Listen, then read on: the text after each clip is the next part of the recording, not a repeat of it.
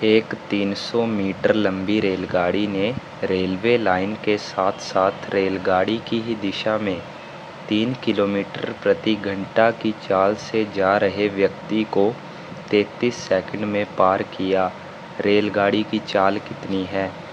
30 kilometre प्रति घंटा, 32 kilometre प्रति घंटा, 32 × 8/11 किलोमीटर प्रति घंटा या 35 सही 8/11 किलोमीटर प्रति घंटा।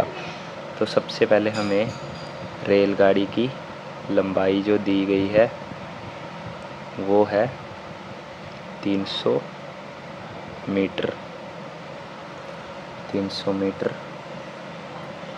और जैसे मान लो कि रेलगाड़ी इस डायरेक्शन में जा रही है तो वो बंदा ए मान लो वो भी इसी डायरेक्शन में जा रहा है और उस आदमी की चाल जो है वो है कितनी? 3 किलोमीटर प्रति घंटा। और रेलगाड़ी की चाल जो हमें ज्ञात करनी है, रेलगाड़ी की चाल जो हम मान लेते हैं x किलोमीटर/आवर। तो अब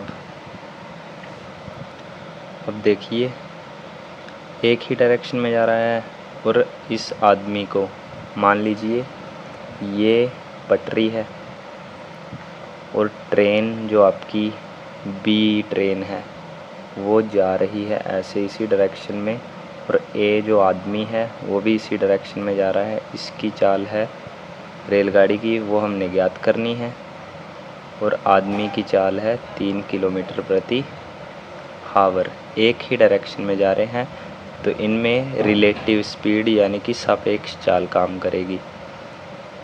सापेक्ष चाल जो कि अगर एक डायरेक्शन में हो जा रहे हों तो उनकी चालें माइनस हो जाती हैं, तो ये हो जाएगी x-3 किलोमीटर/आवर।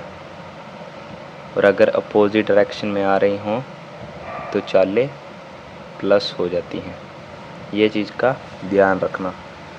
अब जब ये रेलगाड़ी उस आदमी तक पहुंच जाएगी, सापेक्ष चाल का मतलब है कि किस चाल पे वो रेलगाड़ी आदमी के पास पहुंच चुकी है। तो पहुंचने तक जो उसकी दूरी होगी वो क्या होगी? 300 मीटर ही।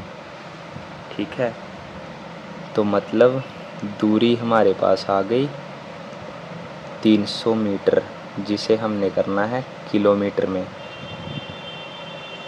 ठीक है, क्योंकि आंसर हमें जो चाहिए वो किलोमीटर/घंटे में चाहिए, तो हमें जो लंबाई है रेलगाड़ी की वो भी किलोमीटर में करनी है 300 मीटर के बजाय, और सेकंड को घंटे में करना है। तो हमारे पास सापेक्ष चाल जो है वो x-3 है। तो चाल का फॉर्मूला होता है चाल = दूरी अपॉन समय। ठीक है, दूरी कितनी दी है हमें? 300 मीटर और समय दिया है 33 सेकंड।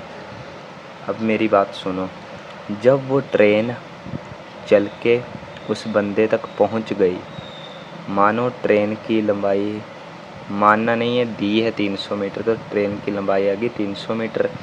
तो जब वो उस आदमी तक पहुंच चुकी है तो दूरी कितनी है इनमें? वो दूरी जो है वो ट्रेन की लंबाई ही होगी, आदमी की दूरी थोड़ी लगेगी इसमें। इसमें ट्रेन की जो लंबाई है वही दूरी है, तो दूरी आ गई 300 मीटर। उसके 33 सेकंड में पार करती है, तो पार करती है जो समय आ गया 33 सेकंड। चाल जो है सापेक्ष चाल काम करेगी इधर, क्योंकि एक ही डायरेक्शन में जा रहे हैं, वो दोनों गति में हैं। तो सापेक्ष चाल हमने लिख ली इधर x-3 किलोमीटर/आवर = 300/33। ये मीटर में है चाल, तो इसे हम करेंगे किलोमीटर में, तो 18/5 कर देंगे। 5 × 5 6 × 30 0 0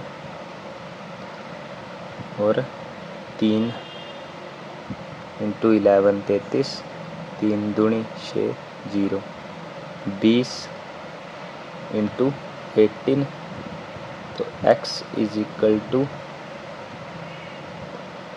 20 इंटू 18 अपॉन 11 प्लस 3। तो इसे भी हम नीचे के हर जो हैं वो समान कर लेंगे, तो ये आ जाएगा 18 दूनी 36, 360 प्लस 11 तिया 33 अपॉन 11। 360 में 33 किए जोड़े 393 अपॉन 11।